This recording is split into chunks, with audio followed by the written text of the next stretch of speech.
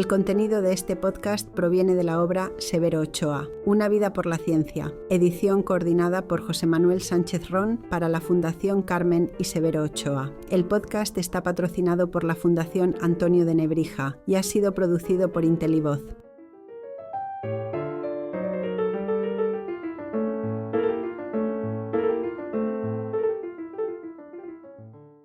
Hola, soy Regina Revilla, presidenta de la Fundación Carmen y Severo Ochoa. Este episodio de nuestro podcast está basado en la obra autobiográfica del propio Severo Ochoa, La prosecución de un hobby. Solamente hemos convertido a audio la primera parte de la misma, ya que la segunda se centra en los asuntos relacionados con la investigación y las formulaciones científicas que emplea el Nobel para narrarlas son poco susceptibles de expresarse con la voz. Una tarde a finales de los 40, estábamos mi mujer y yo en una fiesta que se daba en honor de Otto Loewi y de Sir Henry Dale, los cuales compartieron el Premio Nobel de Medicina en 1936 por su descubrimiento de la transmisión química del impulso nervioso. Se nos pidió a todos los asistentes que firmáramos en el libro de invitados, indicando también cuál era nuestro hobby. Mientras yo lo hacía, Sir Henry me observó por encima del hombro. Cuando yo puse que mi hobby era la bioquímica, él soltó una carcajada. En aquel momento, yo era profesor de farmacología y director del departamento en la Facultad de Medicina de la Universidad de Nueva York, y Sir Henry dijo: ahora que es farmacólogo, tiene la bioquímica como hobby. Les cuento esta anécdota para justificar el título de este ensayo, ya que en mi vida la bioquímica ha sido mi verdadero y único hobby. Una ojeada a mi vida. Nací en 1905 en una pequeña ciudad del norte de España en la costa atlántica, en una región lluviosa y maravillosamente verde, donde las montañas se deslizan hacia el océano. Buscando un clima más suave, mi familia comenzó a trasladarse a Málaga, en la costa mediterránea, desde mediados de septiembre hasta mediados de junio, cuando yo tenía 7 años. Después de asistir a un colegio privado durante algunos años, me incorporé al instituto donde obtuve el título de bachiller en 1921. Fue en los últimos años del instituto cuando comencé a sentirme enormemente atraído por las ciencias naturales. En gran parte fue debido, estoy seguro, a la estimulante enseñanza de un joven y brillante profesor de química, Eduardo García Rodeja. Durante un tiempo pensé estudiar ingeniería, pero por una parte yo tenía poco talento para las matemáticas y por otra me di cuenta de que lo que realmente me interesaba era la biología. Por esta razón, me matriculé en la Facultad de Medicina en 1923. Nunca se me pasó por la imaginación dedicarme a la práctica médica, pero en aquel momento, al menos en España, esta carrera proporcionaba el mejor acceso al estudio de la biología. Los descubrimientos del gran neurohistólogo español Santiago Ramón y Cajal me habían impresionado y soñaba con tenerle como profesor de histología cuando entré en la facultad después de un año previo de estudios de física, química, biología y geología. No puedo describir lo decepcionado y triste que me sentí cuando me di cuenta de que el septuagenario Cajal se había retirado de su cátedra a pesar de que continuaba investigando en el laboratorio que el gobierno español le había proporcionado en Madrid. Afortunadamente, en el segundo año de mi estancia en la facultad, pude introducirme en el entorno de un profesor joven, brillante y capaz de motivar, Juan Negrín, que se había formado en Alemania. Había obtenido su doctorado en la Universidad de Leipzig, donde se hizo fisiólogo con Ewald Hering. Había regresado a España para dirigir el Departamento de Fisiología de la Facultad de Medicina de Madrid, después de trabajar durante algunos años en el Instituto de Fisiología de Leipzig. Negrín abrió amplias y fascinantes perspectivas en mi imaginación, no solo a través de sus conferencias y enseñanzas de laboratorio, sino también mediante su consejo, ánimo y estímulo para leer monografías científicas en otras lenguas distintas del español. En aquella época, el único idioma extranjero que yo podía leer era el francés, pero este me sirvió de mucho, pues me permitió durante unas vacaciones de verano conocer un libro de bioquímica de H. Lambling, profesor de bioquímica en Lille, al norte de Francia. Fue una lectura fascinante. También por aquel entonces, leí y releí un libro de Maurice Arthur, profesor de fisiología de la Universidad de Lausanne, sobre el método experimental en esta ciencia. Sin embargo, lo que más me impresionaba era leer a Cajal. Nunca me cansé de leer su autobiografía y su libro Consejos para la investigación científica. Mi devoción y admiración por el hombre que creó la neurología moderna no tenía límites. No le conocí personalmente, porque pensaba que un joven estudiante no debía osar molestar al gran hombre. Cuando comenzaba mi tercer año de carrera en la Facultad de Medicina, en el que tuve la fortuna de tener como profesor de patología a Francisco Tello, un discípulo de Cajal, la decisión de dedicar mi vida a la investigación biológica era irrevocable. Aprendiz de científico. Los estudios de medicina en España requerían 6 años para obtener la licenciatura y 1 año más de estudio y la presentación de una tesis para el doctorado. Cuando terminé mi segundo año, el profesor Negrín nos ofreció a mí y a mi compañero y amigo José García Valdecasas la posibilidad de hacer algún trabajo de investigación durante nuestro tiempo libre. No había laboratorios de investigación en la facultad, el único espacio disponible se usaba solo para las clases. Pero Negrín dirigía un pequeño laboratorio de investigación del Consejo de Investigaciones Científicas. Este laboratorio se encontraba algo distante de la facultad en uno de los edificios de una residencia que podría describirse como el equivalente a un college de Oxford o Cambridge. Allí vivían aproximadamente 100 estudiantes de diversas facultades de la universidad y de las escuelas de ingeniería y arquitectura. Esta institución patrocinada por el CIC, Consejo de Investigaciones Científicas, proporcionaba enseñanza en los distintos campos del conocimiento, incluyendo lenguas extranjeras. Los tutores eran en su mayor parte algunos de los estudiantes más avanzados. Bajo el liderazgo de Alberto Jiménez Fraud, un caballero y un erudito, esta residencia de estudiantes, la residencia como se la llamaba familiarmente, organizaba un sinnúmero de actividades culturales, incluyendo conferencias sobre arte, literatura, historia, filosofía, ciencia, Albert Einstein dio una conferencia y recitales de música. 3 estudiantes de la residencia se hicieron famosos años después. El poeta y dramaturgo Federico García Lorca, el pintor Salvador Dalí y el director de cine Luis Buñuel. Hago esta mención para subrayar el hecho de que la residencia proporcionaba a aquellas personas que vivían en ella y o trabajaban en sus laboratorios de investigación un fuerte estímulo creativo. El estímulo e incentivo científico también provenían de un laboratorio de investigación que estaba junto al de Negrín, el laboratorio del gran neurohistólogo Pío del Río Ortega, descubridor de nuevos tipos de células gliales, en el que trabajó el famoso neurocirujano Wilder Penfield. Valdecasas y yo queríamos investigar juntos, y le pedimos al profesor Negrín que nos sugiriera un tema. Negrín sabiamente pensó que deberíamos empezar adquiriendo un poco de experiencia de laboratorio, y sugirió que aisláramos creatinina de la orina. Tuvimos algunos problemas antes de conseguir cristales de hidroclorato de creatinina. Durante este tiempo habíamos estado leyendo e interesándonos cada vez más en la función del metabolismo de la creatina y creatinina en el organismo.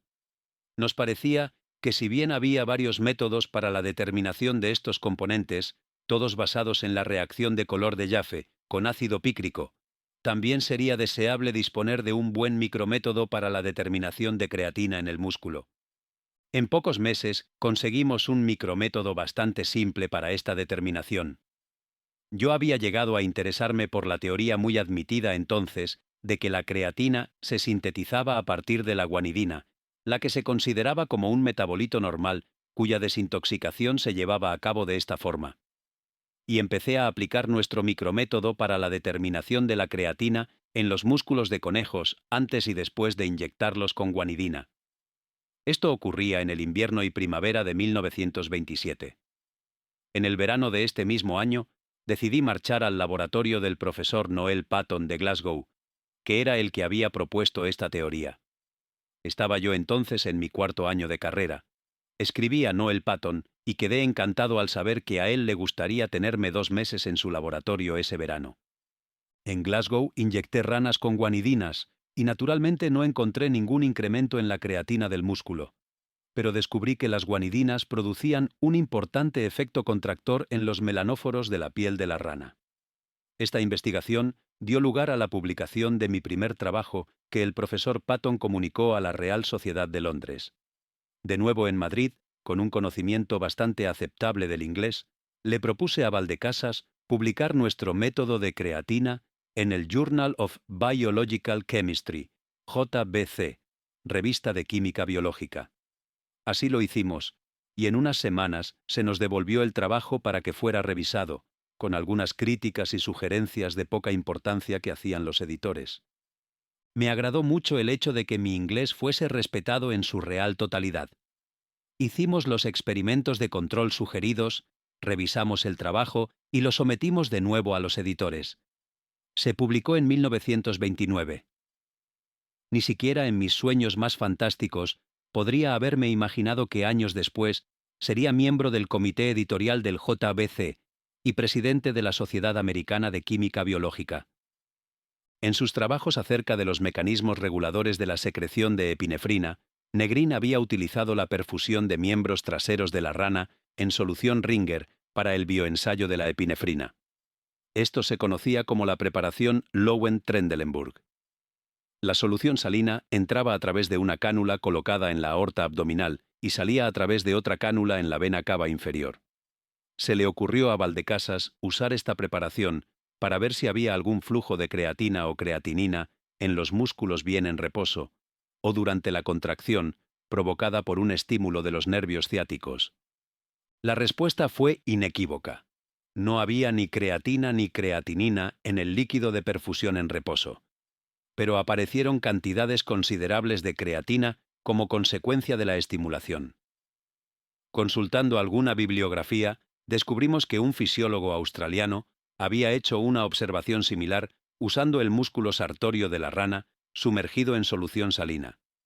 Mediante un estímulo se liberaba la creatina al medio. Pensamos que la observación de Valdecasas significaba que el estímulo incrementaba la permeabilidad del músculo a la creatina. No conectamos esta observación con el descubrimiento del fosfágeno, que había sido realizado por Philip y Grace Eggleton en Cambridge, describiendo este compuesto que libera fosfato inorgánico al estimular el músculo.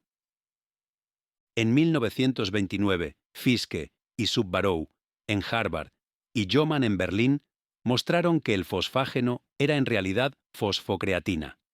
Si Valdecasas hubiera determinado en su líquido de perfusión el fosfato inorgánico además de la creatina, hubiera podido descubrir él la fosfocreatina antes que los americanos y alemanes. Durante un tiempo, mientras estaba en la facultad, daba clases de fisiología y bioquímica a algunos estudiantes para conseguir algún dinero. En aquel momento, la bioquímica no se estudiaba de forma independiente en las facultades médicas españolas, sino que era impartida por el Departamento de Fisiología. Negrin era un profesor exigente y suspendía a un alto número de estudiantes, por lo que había bastante demanda de clases particulares de fisiología. Uno de mis alumnos, que luego sería íntimo amigo, Francisco Vega Díaz, llegó a ser uno de los cardiólogos españoles más famosos. El uso de los textos para la elaboración de este podcast está autorizado por los autores, la editorial Planeta y el Consejo Superior de Investigaciones Científicas. Años postdoctorales.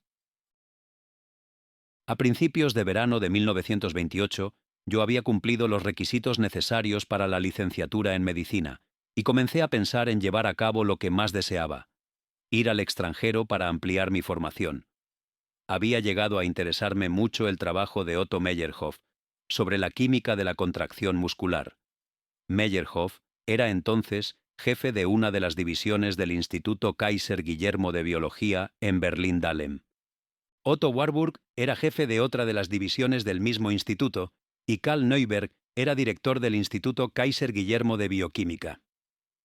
La atmósfera científica en Dahlem ha sido maravillosamente descrita hace algunos años por David Nachmanson en su capítulo de la revista Annual Review of Biochemistry.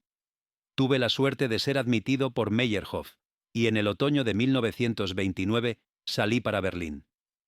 Tenía una beca honorífica, sin estipendio, del CEICE. Se me había prometido una beca regular, pero como yo tenía medios suficientes, renuncié en favor de uno de mis compañeros que no los tenía. En aquel momento, hablaba con soltura francés e inglés, pero mi alemán no era muy bueno. Afortunadamente, Meyerhoff hablaba inglés, y esto me ayudó hasta que después de un par de meses conseguí el dominio necesario de la lengua alemana. Por aquel entonces, Meyerhoff tenía solo un ayudante científico, Karl Lohmann, y un magnífico ayudante técnico, Walter Schulz. Coincidí con otros investigadores postdoctorales como David Nachmanson, Fritz Lippmann, Frank Schmidt de San Luis y Ken Iwasaki de Japón. Un fisiólogo americano había observado que los músculos de ranas sometidos a convulsiones repetidas por la acción de la insulina llegaban a quedar virtualmente libres de glucógeno, pero no obstante, podían contraerse cuando se los estimulaba utilizando supuestamente otra fuente energética distinta de los carbohidratos. Meyerhoff quería que comprobara esta observación. Los resultados que obtuve confirmaron estas observaciones. Cuando terminé mi trabajo, Einar Lundsgaard había ya observado que los músculos de las ranas intoxicados con yodoacetato, aunque incapaces de producir ácido láctico, podían todavía contraerse debido seguramente al desdoblamiento de la fosfocreatina. A finales de 1929, Otto Meyerhoff se trasladó de Berlín a Heidelberg. La Sociedad Kaiser Guillermo había construido un nuevo edificio, muy bonito, en Heidelberg, que albergaba en 4 alas separadas institutos de investigación de física, química, fisiología y medicina experimental. Meyerhoff había sido nombrado director del Instituto de Fisiología. Mientras tanto, yo regresé a Madrid para examinarme de algunas asignaturas, incluyendo bioquímica, que formaban parte de los requerimientos para el doctorado. Después volví a Heidelberg. La historia de la energética de la contracción muscular es muy interesante. Se creía, por los trabajos de Meyerhoff, que la conversión del glucógeno en ácido láctico era la que proporcionaba la energía utilizada en la contracción. Esto, a pesar de las indicaciones del laboratorio de Emden, de que la producción de ácido láctico no estaba directamente relacionada con la contracción, ya que de hecho, el ácido láctico se producía durante la relajación subsiguiente. Meyerhoff no aceptaba esta opinión, y tercamente mantenía que los resultados de Emden eran debidos a una sobreestimulación.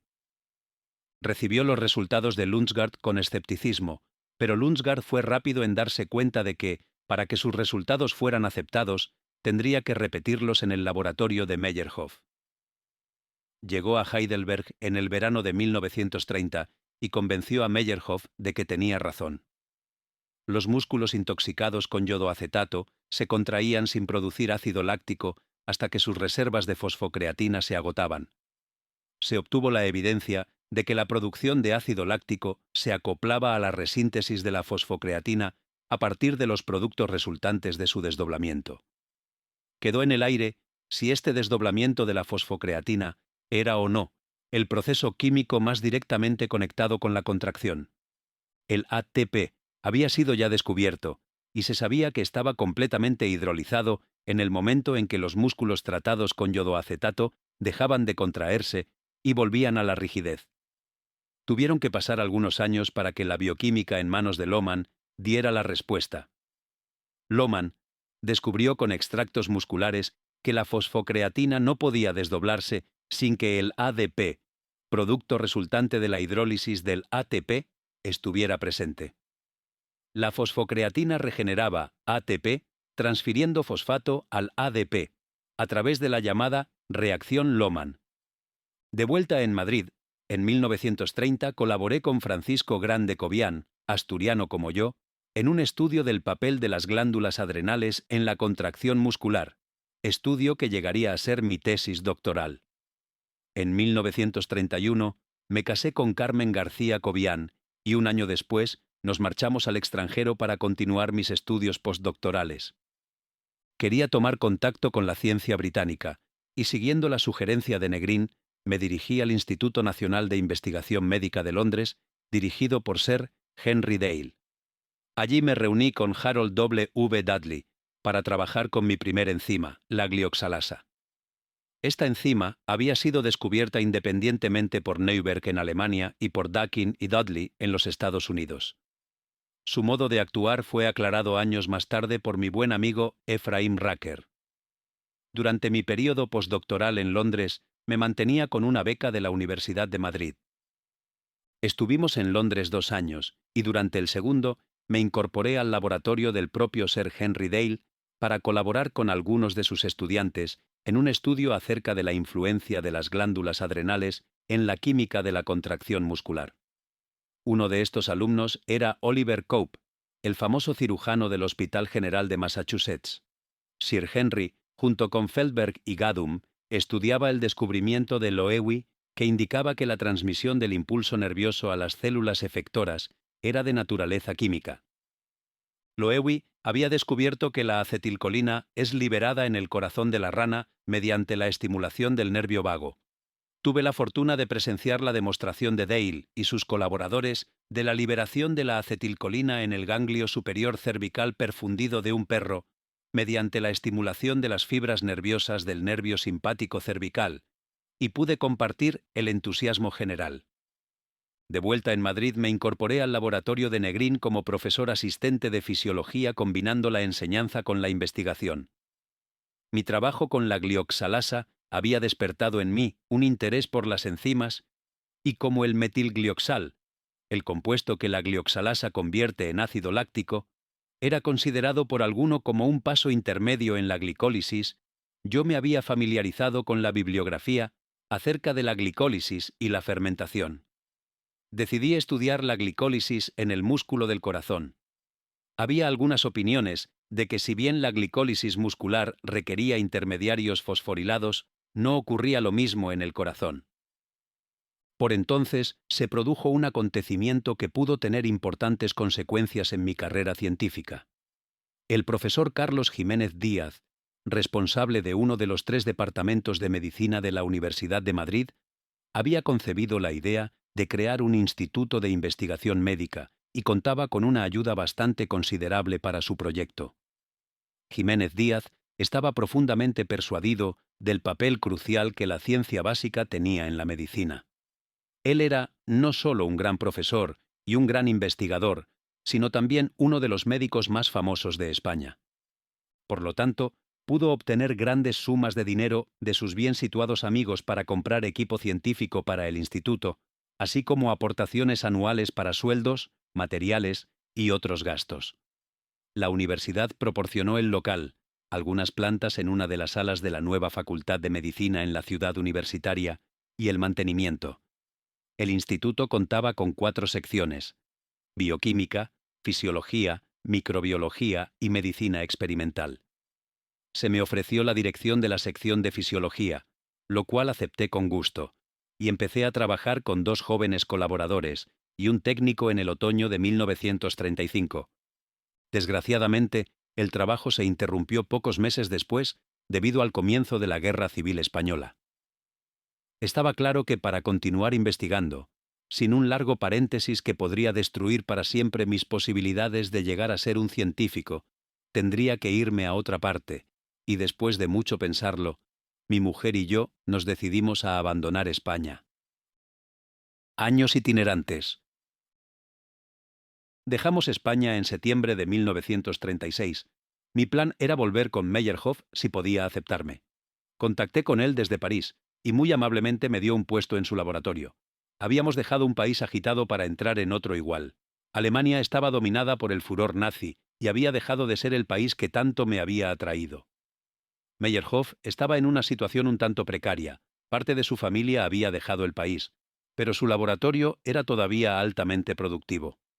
El hecho de que las autoridades alemanas prácticamente no nos molestaran, habiendo venido de España con un pasaporte republicano para trabajar en el laboratorio de un científico judío y vivir con una familia judía, parecía más bien milagroso.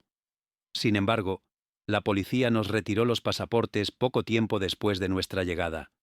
Un mes más tarde, recibí una carta de la Embajada de Franco en Berlín, expresando su sorpresa por mi estancia en Alemania, y no en España, sirviendo a mi país. Contesté que como científico, yo servía a mi país mucho mejor estudiando en Alemania, país que debía su grandeza en gran medida al avanzado estado de su ciencia y tecnología.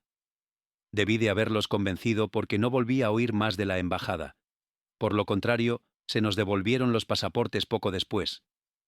Científicamente, se había producido un cambio profundo en el laboratorio de Meyerhoff. Cuando yo lo dejé en 1930, era básicamente un laboratorio de fisiología. Por todas partes se podían ver músculos agitándose. En 1936 era un laboratorio de bioquímica. Glicólisis, fermentación del músculo, extractos de levadura o reacciones parciales de estos procesos catalizados por enzimas purificadas eran los temas principales de estudio. Mis viejos amigos Nachmanson y Lippmann ya no estaban allí.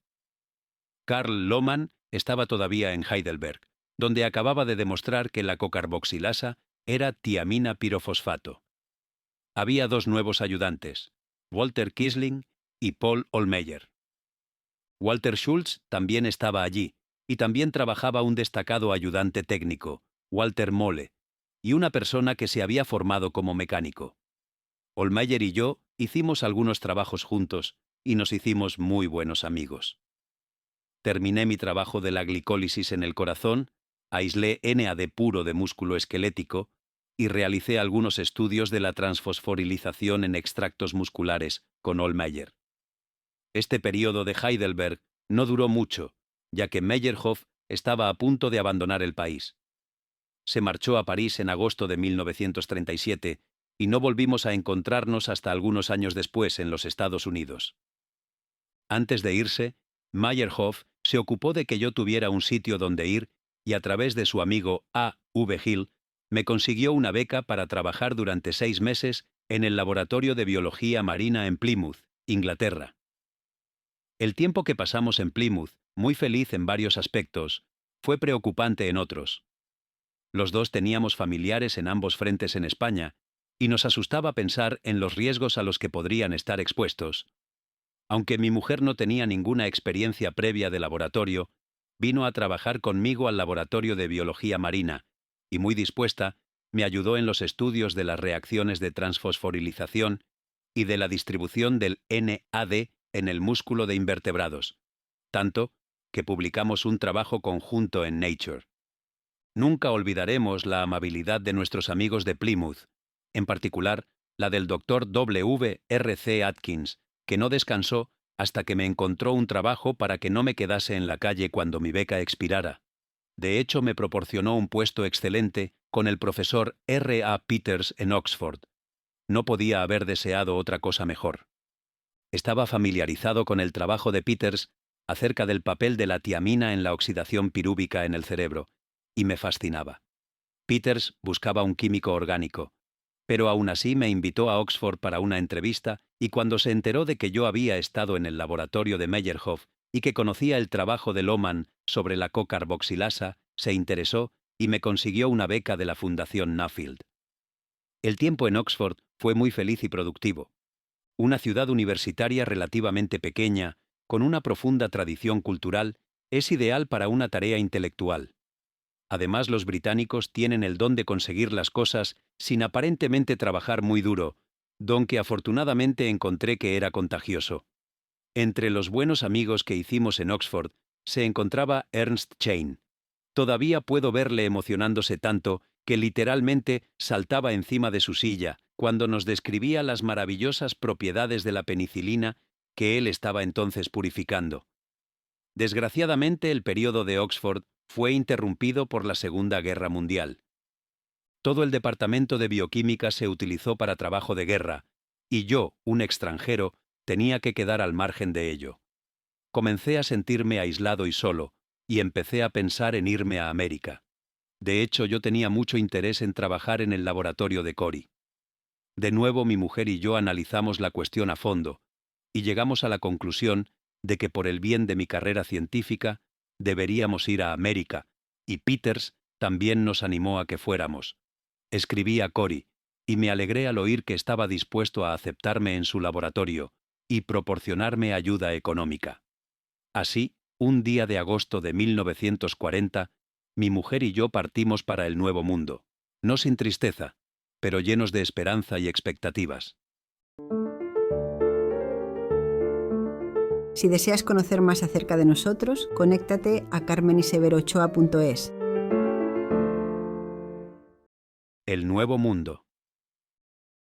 El laboratorio de Carl y Gertie Corey en la Escuela Universitaria de Medicina Washington de San Luis era un lugar estimulante. Las enzimas eran lo realmente importante y el trabajo sobre la fosforilasa estaba en pleno apogeo. También la gente que allí trabajaba suponía un estímulo. Herman Kalkar, Earl Sutherland y Sidney Kolowick, entre otros. Me sentí muy contento en San Luis, a pesar de que mi trabajo resultó ser algo frustrante. Corey me propuso que estudiara el mecanismo enzimático de conversión de fructosa en glucosa por parte de extracto de hígado, lo que debería resultar muy sencillo.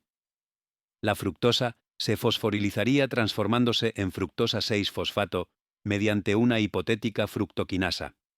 La fructosa 6-fosfato se isomerizaría a glucosa 6-fosfato mediante una fosfoexoisomerasa y la glucosa 6-fosfato sería finalmente defosforilada mediante glucosa 6-fosfatasa para originar glucosa. La fructosa se incubaba con homogeneizado de hígado en presencia de fluoruro, acumulándose bien un éster, pero que resultó ser fructosa 1-fosfato en vez de fructosa 6-fosfato. La aparición de fructosa 1-fosfato en el hígado había sido ya recogida por Kosterlitz. Todos mis esfuerzos para demostrar que la fructosa 1-fosfato se convertiría en la fructosa 6-fosfato o se isomerizaría a glucosa 1-fosfato, y que cualquiera de estas dos darían lugar finalmente a glucosa 6-fosfato, fueron en vano. Para empeorar las cosas, había una acumulación bastante grande de pirofosfato inorgánico junto con la fructosa 1-fosfato. Dejé el laboratorio de Corey bastante frustrado, sin haber explicado nada. El mecanismo de conversión de fructosa en glucosa fue explicado algún tiempo más tarde por Leutard y Hertz, y la formación de pirofosfato por Arthur Kornberg. El mecanismo Leutard-Hertz explica la transformación de fructosa 1-fosfato mediante la aldolasa hepática en gliceraldehído y dihidroxiacetona fosfato.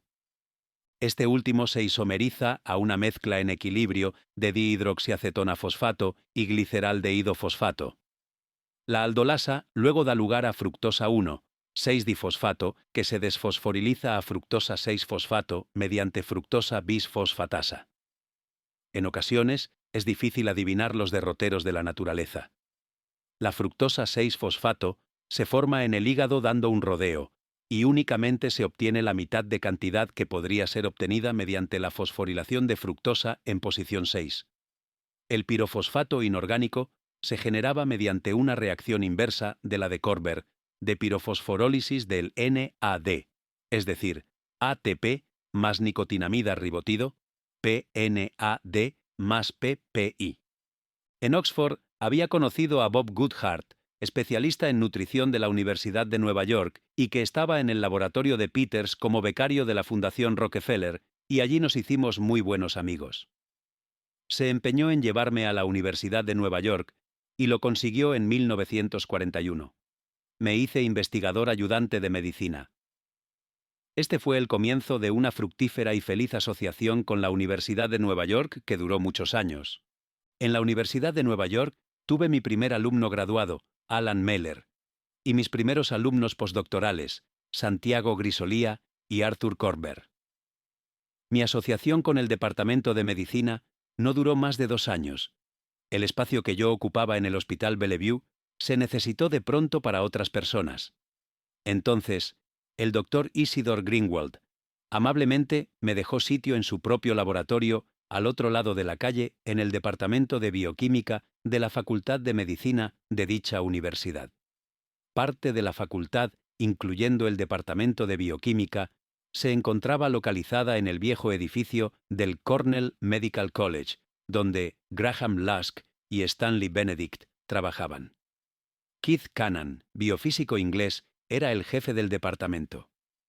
Fui nombrado profesor ayudante de bioquímica, primer empleo en plantilla que tuve fuera de España. 2 años después quedó vacante la cátedra de farmacología por jubilación de George Wallace. Y Cannan tuvo la idea de que yo, por mi preparación médica, podría ser la persona apta para el cargo. Yo no estaba muy entusiasmado ante la perspectiva de asumir dicha responsabilidad. Sin embargo, 2 consideraciones me hicieron aceptar el puesto que se me ofrecía.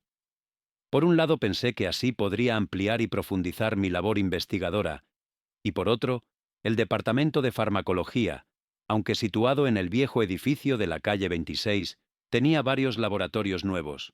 Estos habían sido construidos por Jim Shannon, que había sucedido a Wallace durante un corto periodo de tiempo. Me trasladé a farmacología en el otoño de 1946. Fui el segundo bioquímico que llegó a ser catedrático de farmacología de una facultad de medicina americana e incluso de cualquier otra. Como Cory había sido el primero, estaba en buena compañía.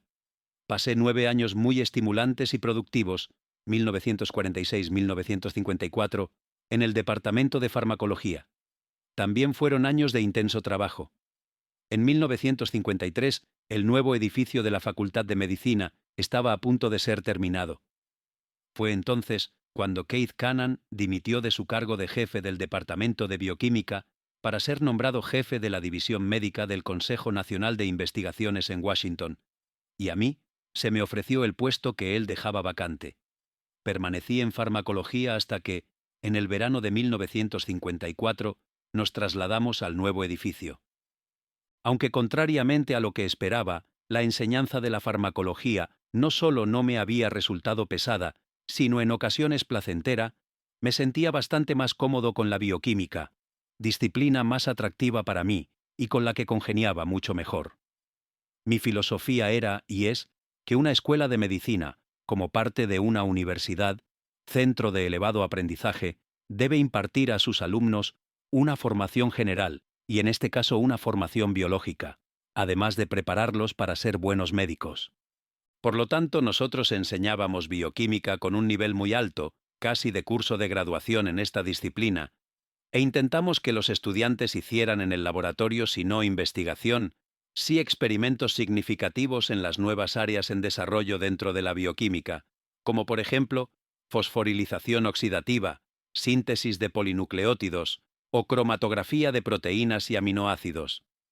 Cada uno de los 5 o 6 miembros de la plantilla daba las conferencias sobre un tema determinado a lo largo de varios años y el resto acudíamos a ellas. Esto nos mantenía en contacto con la bioquímica básica un año tras otro, así como también nos servía de incentivo, ya que cada uno de nosotros era juzgado por sus iguales.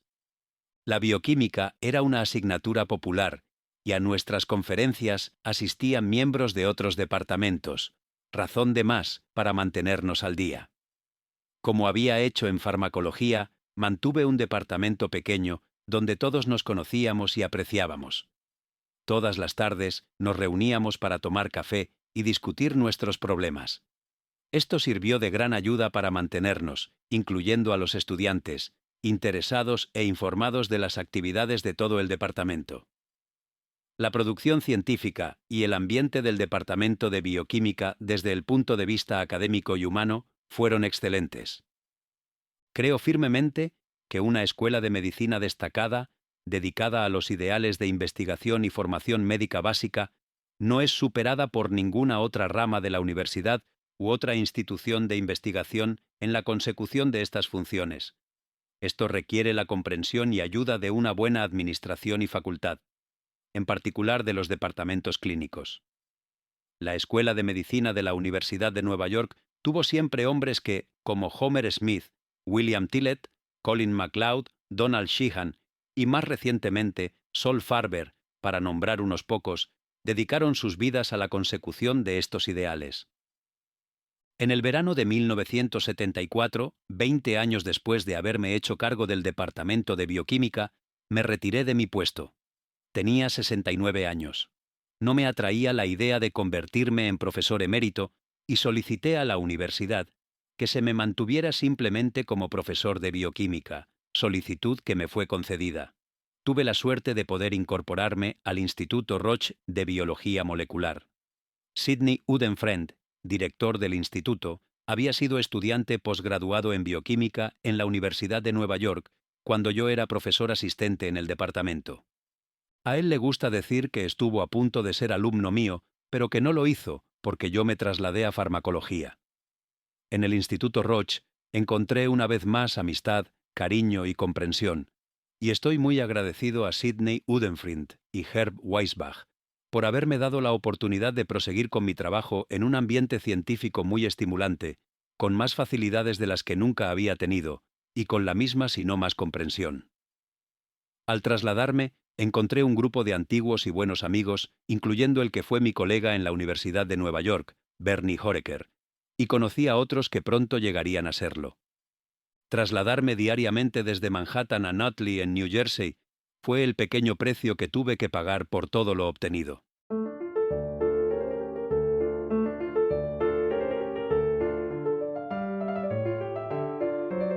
El contenido de este podcast proviene de la obra Severo Ochoa, Una vida por la ciencia, edición coordinada por José Manuel Sánchez Ron para la Fundación Carmen y Severo Ochoa. El podcast está patrocinado por la Fundación Antonio de Nebrija y ha sido producido por Intelivoz.